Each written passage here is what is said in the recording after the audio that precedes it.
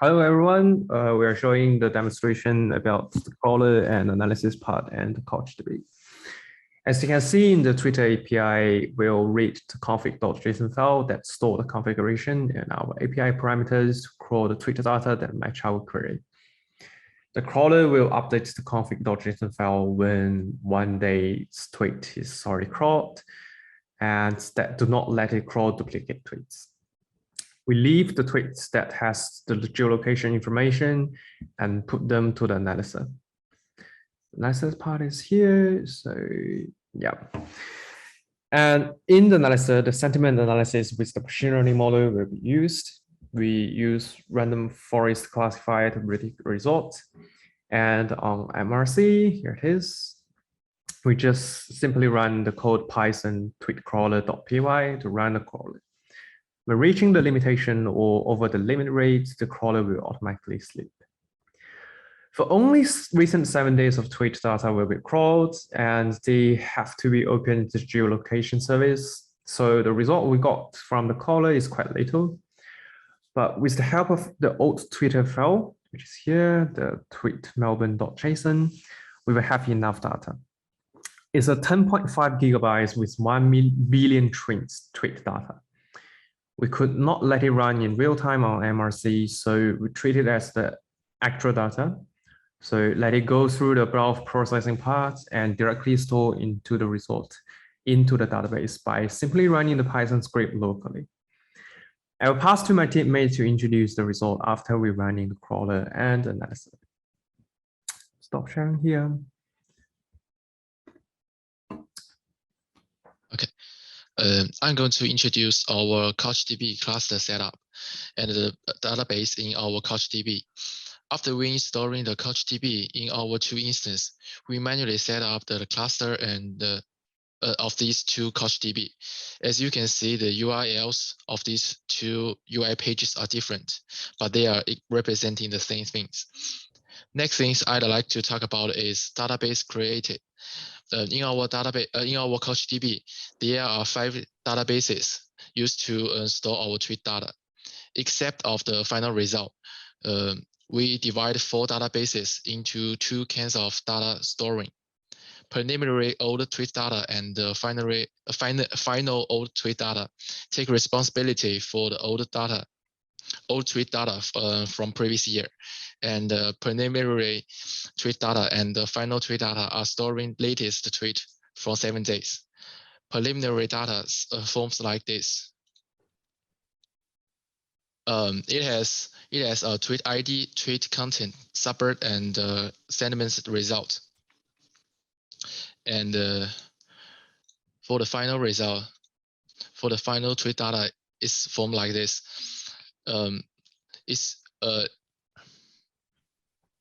It shows the statistic of sentiments result for each suburb in Melbourne.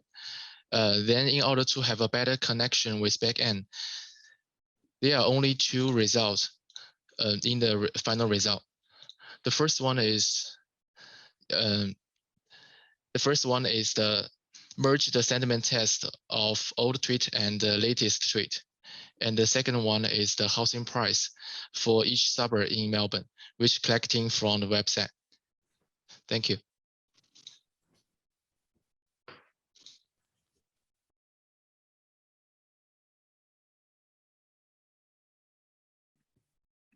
Hello, everyone. Welcome to Ansible automation part. My name is Chen Hao. What is Ansible? Ansible is an automation engine that enables us to deploy applications and configure environment and cloud setup in an easy way. So let's first look at the Ansible playbook. This is the Ansible playbook. You can think of it as some Python main functions. And inside these main functions, we have the small functions, which we call row in Ansible. I defined 2 plays here. The first play is to add instance in the configured images, volume, and security groups and set up instance on the MRC, Melbourne Research Cloud. The second play is to define the dependencies, install dependencies and applications, and set up CouchDB on the instances we just defined. Let's look at the global variable file before we look anything further. So in this file, we just define the global variables that needed to be set up when we call those tasks or the row files. Inside these row files, there are actually two ways to do this. So the first way is to make use of the built-in module provided by Ansible. So this Docker container module, it automatically install the Docker version of the CouchDB and set up the ports which connects the CouchDB to the Docker and from the Docker to the outside world, which is pretty useful. The second one is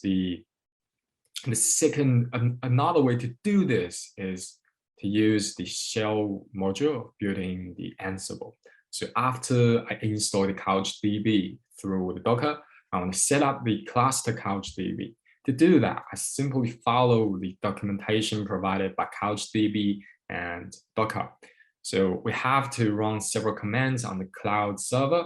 To do that, I just type this command inside this shell module and use become to do it as sudo. After that, we can successfully set up the CouchDB and those applications on the cloud.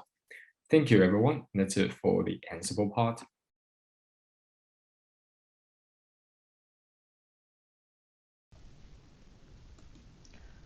So now I will be demonstrating the backend. The backend is using a Spring Boot, and this is how we connect to CouchDB. You can see this is a CouchDB connector, and the address of CouchDB is listed here. So after the connection is established, all the repositories from CouchDB will be retrieved by the backend, stored as an input. And then if a front end is requesting something to the backend, it will then pass this request to the map service. This is the interface, so let's go to the implementation. So the request is processed here, and each suburb is stored as a suburb. Now it will return this request to the front end as a JSON file. So let's go to the front end. As you can see, this is the main page of the front end. The focus of our research is on the COVID analysis and the house price, unit price exactly. So you can see there's an enter button, and that it will guide us to the map, and the video button. So the video is not uploaded yet. So let's enter the map. Well, you can see that the color is already here. So the color represents the unit price of a specific area. There's a small legend that each color represents the house price. So let's zoom in to get a better view. You can see this is the detailed representation of each suburb. This is interactive. You can click on it to see the name of each suburb. And if you click on the marker, you can see the details of each suburb, like the tweet numbers, positive tweet, negative tweet, and the unit price is also here. So if you move it a little bit, so we can autofocus back to the center of Melbourne. Now let's go to the analysis page. This is the analysis of all the suburb, the data collected, and you can see this is the percentage of positive tweets, and this is the total number of tweets. You can switch between line chart and bar chart as you wish, so which you are most comfortable with. And also you can refresh the page, not the page, refresh the data, so that the data will be retrieved from the backend again. This seems not to be obvious because the data in the backend is not changed.